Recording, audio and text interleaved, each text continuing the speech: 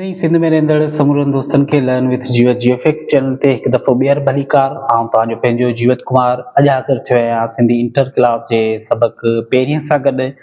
जीअं ते नओं आहे त इंट्रो वारी क्लास में ॾिसे त सिंधी जो जेको नओं किताबु आयो हो उन नए किताब में कहिड़ा मौज़ू आहिनि ऐं कहिड़ियुनि कहिड़ियुनि कैटेगरीज़ में उनखे विरहायो वियो आहे, उहो इंट्रो वारो क्लास हो। उनखां पोइ हकीम फ़तेह मोहम्मद सेवाणी साहब जी जेका ज़िंदगी आहे या इल्मी अदबी ख़िदमतूं आहिनि या उन्हनि जे जेके किताब आहिनि उहे असां लेक्चर ॿिए में कवर कया हुआसीं। अॼु आहे उन साॻी सबक़ जो लेक्चर नंबर 2 ऐं हिन लेक्चर में तव्हां मशक़नि जा जेके सवाल आहिनि उन्हनि जा जवाब ऐं उनखां अलावा सिंधी ग्रामर जूं जेके अहम शयूं आहिनि उन्हनि खे पाण पढ़ंदासीं ऐं लफ़्ज़ ऐं जुमिला मतिलबु त पूरियूं जेके मशक़ूं आहिनि उन्हनि खे हल करण जी कोशिशि कंदासीं। ऐं उनखां अलावा तव्हां जेके नवां आया आहियो बराए महिरबानी हिन प्लेलिस्ट खे ॾिसिजो ऐं हिन मां जेको आहे तव्हांखे काफ़ी फ़ाइदो हासिलु थींदो। ऐं जेके ॿार इंटर क्लास जा आहिनि ही ख़ासि वीडियो जेको आहे उहो मूं उन्हनि जे लाइ तयारु कई आहे। ऐं जेकॾहिं उन्हनि वटि नोट्स वग़ैरह न आहिनि छो त हीउ नओं सिलेबस आयो आहे त मूंखे नज़र न पिया अचनि त मार्केट में के नोट्स आया हुजनि या इन ते को कमु थियो हुजे,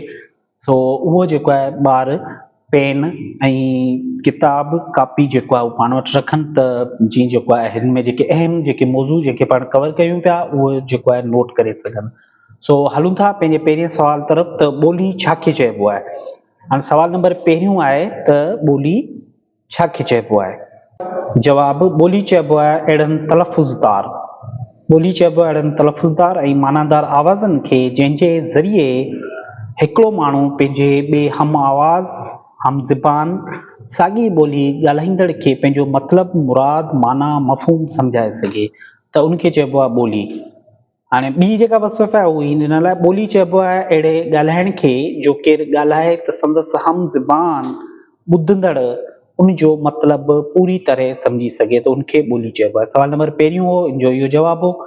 उनखां पोइ सवाल नंबर ॿियो आहे। सवाल नंबर ॿिए जो जेको आहे त अदबी ॿोली जूं कहिड़ियूं कहिड़ियूं ख़ूबियूं हूंदियूं आहिनि बयानु कयो। हिकिड़ी हूंदी आहे आम ॿोली, ॿी हूंदी आहे अदबी ॿोली। त हाणे हिन में पुछे पियो त अदबी जेकी ॿोली आहे उन जूं कहिड़ियूं कहिड़ियूं ख़ूबियूं हूंदियूं आहिनि।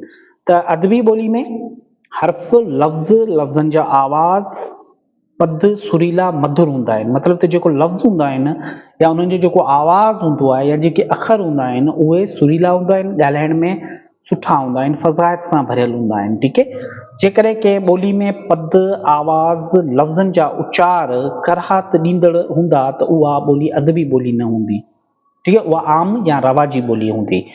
अदबी ॿोली में ॿी कहिड़ी ख़ुसूसियात हूंदी आहे। अदबी ॿोली में ॿी इहा ख़ुसूसियात हूंदी आहे त अदबी ॿोली में पहाका इस्तलाह चवणियूं मुहावरा इस्तारा तशबीहूं किनाया शामिल हूंदा आहिनि ऐं उन करे मंझसि फ़साहत बलागत सलासत जूं ख़ूबियूं शामिल हूंदियूं आहिनि।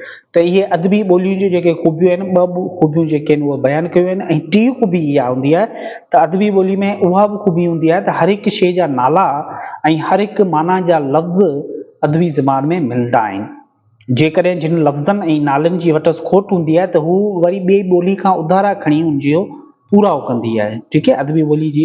हाणे चौथी जेका ख़ूबी आहे उहा अदबी ॿोली जी कहिड़ी आहे त अदबी ज़बान में हिकु लफ़्ज़ जूं घणियूं मानाऊं जेके आहिनि उहे शामिल हूंदियूं आहिनि। मतिलबु त हिकिड़े लफ़्ज़ जूं तव्हां केतिरियूं ई मानाऊं कढी सघो था, अहिड़ा लफ़्ज़ अदबी ॿोली में इस्तेमालु कया वेंदा आहिनि। जेके शाइर आहिनि या जेके अदीब आहिनि या जेके लेखक आहिनि उहे अहिड़ा लफ़्ज़ इस्तेमालु कंदा आहिनि पंहिंजी इबारतनि में, पंहिंजी लिखणियुनि में, ताकी उनखे वधीक मुयसरु ऐं सुठो बणाए सघनि। तंहिंखां पोइ पंजी ख़ूबी आहे अदबी ॿोली में काफ़ियो रदीफ़ ऐं तजनीस हर्फ़ी। तजनीस हर्फ़ी जेको आहे तव्हांखे ख़बर हूंदी त ऐं काफ़ियो रदीफ़ इन्हनि जी तव्हांखे ख़बर हूंदी त उहे लफ़्ज़ बि इस्तेमालु कया वेंदा आहिनि।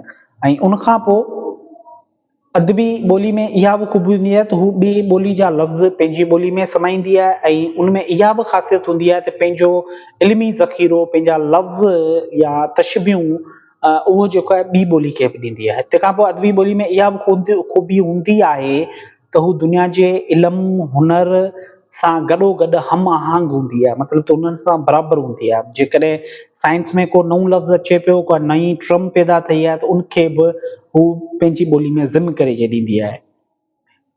काफ़ी नवां इस्तलाह ॿियनि ॿोलियुनि मां वठंदी आहे ऐं पेश कंदी आहे। ठीकु, उनखां पोइ आहे अदबी ज़बान में इंसाइक्लोपीडिया। यानी इल्मनि ऐं हुनरनि जो ज़ख़ीरो तयारु करण जी सलाहियत हूंदी आहे। अदबी ॿोली में ग्रामर जा क़ाइदा क़ानून पूरा मौजूदु हूंदा आहिनि जिन खे तरतीब ॾेई पूरी अमली शिकिल में आणे सघिबो आहे। उन सां गॾु इल्म में बदी व बयान ऐं इल्म में माना जो ख़ज़ानो समायल हूंदो आहे। सो इहो अदबी ॿोली जूं जेके ख़ूबियूं उन्हनि जो सवाल ऐं उनजो जेको जवाबु। ऐं हाणे ईंदासीं सवाल नंबर 3 तरफ़, त आम ॿोली ऐं अदबी ॿोली में कहिड़ो फ़र्क़ु आहे। हाणे हिकिड़ी आम ॿोली ऐं अदबी ॿोली में कहिड़ो फ़र्क़ु आहे, त इन जो जवाबु पाण हीअं आहे त आम ॿोली रोज़मर्रा जी ॻाल्हि ॿोल में शामिलु हूंदी आहे, जेको रोज़ पाण ॻाल्हाईंदा आहियूं इनफॉर्मल वे सां, उनखे पाण आम ॿोली चवंदा आहियूं। यानी मिसाल तौरु आम तबिको, आम रवाजी गुफ़्तगू, गैर रस्मी ऐं सादे फ़हम वारी जेका ॿोली हूंदी आहे उनखे आम ॿोली चइबो आहे। ऐं आम ॿोली घर भातियुनि आम माण्हुनि सां ॻाल्हाइण जे लाइ इस्तेमालु थींदी आहे। पर ग्रामर जी पाबंदियुनि, मुहावरनि, पहाकनि या इस्तिलाहनि वग़ैरह जी जेका आहे उनमें पाबंदी न हूंदी आहे, ठीकु है। पर अदबी ॿोली में जेको आहे उहो छा हूंदो आहे, थोरी ख़ूबसूरती हूंदी आहे। कहिड़ी ख़ूबसूरती हूंदी आहे, लफ़्ज़नि जी ख़ूबसूरती हूंदी आहे, शाइस्तगी हूंदी आहे। उन खां अलावा लफ़्ज़नि जो हिकिड़ो पंहिंजो सहर हूंदो आहे ऐं उनमें जेके तख़लीक़ी सलाहियतूं हूंदियूं आहिनि लफ़्ज़नि में, जेको तख़युल जेको आहे इंसान जो, उन सां उहे लफ़्ज़ ॾेई करे जेको आहे उनजी जेका माना आहे उनखे तसवुराती तौर ते जेको आहे उहो खयों वेंदो आहे। मतिलबु त मिसाल तौरु माना आहे, मुहावरा आहिनि, इस्तिलाह आहिनि, तशबीहूं आहिनि ऐं अदबी जेके अलामतूं जेके शामिलु हूंदियूं आहिनि ऐं उन सां गॾोगॾु जेको आहे उहो ग्रामर जा क़ानून बि जेको आहे उनमें राइज हूंदा आहिनि या उहे मौजूदु हूंदा आहिनि, त उहो थींदी आहे अदबी ॿोली। तंहिंखां पोइ चोथों नंबर सवाल आहे त इल्म में हुनर ऐं साइंस जी तरक़ी जा ॿोली जी वाधविज ते कहिड़ा असरात पवनि था या कहिड़ा असर पवनि था। इल्म, हुनर ऐं साइंस जी तरक़ी सां गॾोगॾु लाज़मी आहे त ॿोली ते बि असर पवनि था। हाणे ॾिसूं था इन जो जवाबु, त इल्म, हुनर ऐं साइंस जी तरक़ी सां ॿोली ते हाकारी असरात पवनि था, पर कुझु नाकारी असरात बि पवनि था, ठीकु। पर हिते पाण हाकारी असरातनि जो जेको आहे ज़िक्र कंदासीं। इल्म हुनर जी तरक़ी ॿोली जी वाधवी जो हिकु बहितरीनु ज़रियो आहे। उहे शोभा नए ख़्यालनि, तसवरनि खे मुतारिफ़ कराइनि था जेके ॿोली में नवनि लफ़्ज़नि, इस्तिलाहनि ऐं तिर्ज़े बयान जे संगम खे नई राह हमवार करण में हथी ॾियनि था। साइंस जे ज़रिए नवनि इस्तिलाहनि, नई इजादनि, नवनि नज़रियनि जो जनमु थिए थो। हुनर जे ज़रिए मुख़्तलिफ़ सक़ाफ़तनि मां फ़नी असरात साण ॿोली में शामिलु थियनि था, जंहिंजे करे ॿोली में वुसअत पैदा थिए थी। मतिलबु त इल्मु, हुनर, साइंस जे करे ॿोली में नवां नज़रिया, असलूबे बयान, इस्तारा, तशबीहूं, इस्तिलाह, किनाया, मकाल मां लफ़्ज़ शामिलु थियनि था ऐं ॿोली जी ओसर थिए थी, वाधवेज थिए थी। सो इहे हुआ 4 अहम सवाल जंहिंखे पाण पढ़ियोसीं। हाणे ईंदासीं मश्क तरफ़, त हेठियुनि लफ़्ज़नि जी माना लिखो ऐं जुमिलनि में कमु आणियो, जंहिंमें पहिरियों लफ़्ज़ आहे भांत भांत। हाणे भांत भांत जेको लफ़्ज़ आहे उन जी जेका माना आहे उहा आहे माना तरह तरह या क़िस्मे क़िस्मे। त उनमें पाण हिकिड़ो जुमिलो ठाहींदासीं, हिन दुनिया में भांत भांत जा किरदार मौजूदु आहिनि। मतिलबु तरह तरह जा किरदार त असांजी सोसाइटी, असांजे समाज में असांखे नज़र ईंदा। शमशीर मीन्स तलवार, माना तलवार। हाणे कलम जी नोक शमशीर जी धार खां बि तेज़ आहे। मतिलबु जेकॾहिं लिखण वारो पंहिंजे कलम खे कंहिं इनकलाबी सूरत में लिखे थो त उनजी जेका आहे उहा शमशीर जेको तलवार आहे उन खां बि तेज़ हूंदी आहे। वॾा इनकलाब जेको आहिनि उहे कलम जे ज़रिए ई आया आहिनि। सुखन, सुखन मतिलबु माना कोल। सुठा सुखन ई इंसान जे किरदार जी अकासी कनि था। मतिलबु जेको माण्हू सुठो सुखन इस्तेमालु करे थो, सुठी ॻाल्हि ॿोल करे थो, या उनजी जेका ज़ुबान आहे, उनजा जेके लफ़्ज़ आहिनि उहे सुठा आहिनि, त उहो उनजे नज़रिए या उन शख़्स जो जेको आहे उहो तारीफ़ अठनि जूं वसफ़ूं लिखो ऐं मिसाल ॾेई सम्झायो। हाणे पहिरीं जेका वसफ़ आहे उहा आहे इस्तिलाह। हाणे इस्तिलाह छाखे चइबो आहे? इस्तिलाह अरबी ॿोली जे लफ़्ज़ सुलह मां वरितल आहे। इस्तिलाह कहिड़ी ॿोली मां वरितो वियो आहे? जंहिंजी वसफ़ ई आहे जंहिंमें लफ़्ज़नि जी अहिड़ी फैली सूरत हुजे जो माना मुराद या लुग़वी लिहाज़ खां समाजी हुजे त उनखे इस्तिलाह चइबो आहे। मतिलबु त लफ़्ज़नि जी फैली अहिड़ी सूरत हुजे जंहिंमां जेको आहे समाजी माना निकिरे त उनखे इस्तिलाह चइबो आहे। मिसाल तौरु ॿटाकू हणणु। हाणे ॿटाकू हणणु जेको पाण लफ़्ज़ इस्तेमालु कंदा आहियूं इहो इस्तिलाह आहे। हाणे इनजी समाजी माना कहिड़ी थी थिए? माना कूड़ ॻाल्हाइणु। रही ॻाल्हि सम्झ में? हाणे उन खां पोइ आहे पहाको। पहाको छाखे चइबो आहे? पहाको ही हिकु मुरतब लफ़्ज़ आहे। प मतिलबु पूर मां निकितल आहे या ख़्याल, अर्थ, इरादो, ऐं आको माना चवणु, माना ख़्याल चवणु। पहाको जी पूरी माना थींदी ख़्याल चवणु या ख़्याल खे पेश करणु। अहिड़ो जुमिलो या फ़िक्रो जंहिंमें नसीहत आमेज़ ॻाल्हि, ख़्याल हुजे या समाजी माना समायल हुजे त उनखे पहाको चइबो आहे।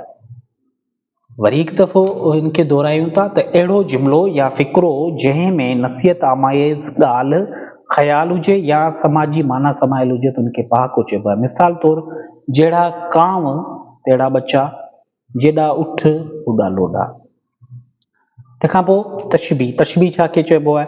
तशबी अरबी ॿोली जो लफ़्ज़ आहे जंहिंजी माना आहे मुशाहबत करणु या भेट करणु, कंहिं शइ सां मुशाहबत करणु या भेट करणु। कंहिं हिकु शइ खे ॿी शइ सां भेट करण खे जेको आहे उहो तशबी चइबो आहे। तशबी में जेको आहे वांगर, जहिड़ो, जहिड़ा, जीअं, ॼाण, जियां जहिड़ा लफ़्ज़ इस्तेमालु थींदा आहिनि। हाणे मिसाल जे कॾहिं पाण ॾिसूं तशबी जो त अहमद चोॾस जो चंड आहे या अहमद 14 जो चंड आहे, त हाणे हिन में तव्हां ॾिठो हूंदो त जहिड़ो लफ़्ज़ बि इस्तेमालु थियो आहे ऐं अहमद खे कंहिंसां भेट कयो वियो आहे, चंड सां भेट कयो वियो आहे। तंहिंखां पोइ सरफराज़ शींहं वांगुरु डोड़े थो। हाणे हिते जेको सरफराज़ खे शींहं सां भेट कयो वियो आहे त हुनजी जेका डोड़नी आहे न उहा शींहं वांगुरु तेज़ डोड़नी आहे या चीटे वांगुरु तेज़ डोड़नी आहे। इस्तारो छा खे चइबो आहे? हाणे इस्तारे लफ़्ज़ खे जी जेका माना आहे उहा उधारो वठणु। इस्तारो मतिलबु त उधारो वठणु। कंहिं लफ़्ज़ जी हक़ीक़ी माना बदिरां जेकॾहिं ॿी माना उधारी वठी इस्तेमालु कजे त उनखे असीं इस्तारो चवंदासीं। मिसाल तौरु हिन में तशबी वांगुरु कंहिं शइ सां कंहिं ॿी शइ सां भेट कबी आहे, पर वांगुरु, जहिड़ो, जियां जहिड़ा लफ़्ज़ इस्तेमालु न आहिनि थींदा, बल्कि सिधो संऊं उन शइ जी ख़ूबी जेका आहे ॿिए शइ सां मनसूब कई वेंदी आहे त उनखे पाण चवंदा आहियूं इस्तारो। मिसाल तौरु जिथे पाण ॾिनोसीं न अहमद चंड 14 जे चंड जहिड़ो आहे, त हाणे हिते इस्तारे में ईअं थींदो त अहमद 14 जो चंड आहे ऐं सरफराज़ शींहं आहे।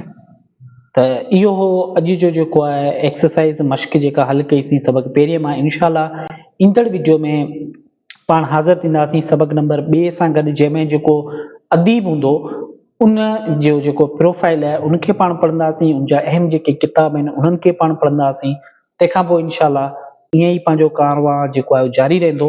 ऐं तव्हांखे ही वीडियोस कीअं लॻनि पिया, जेकॾहिं लाभाइता लॻनि पिया ऐं तव्हां हिन मां कुझु सिखो पिया त पंहिंजी राय खां मूंखे ज़रूरु आगाह कजो ऐं पंहिंजो ख़्यालु रखिजो। तेसीं ताईं अल्लाह हाफ़िज़।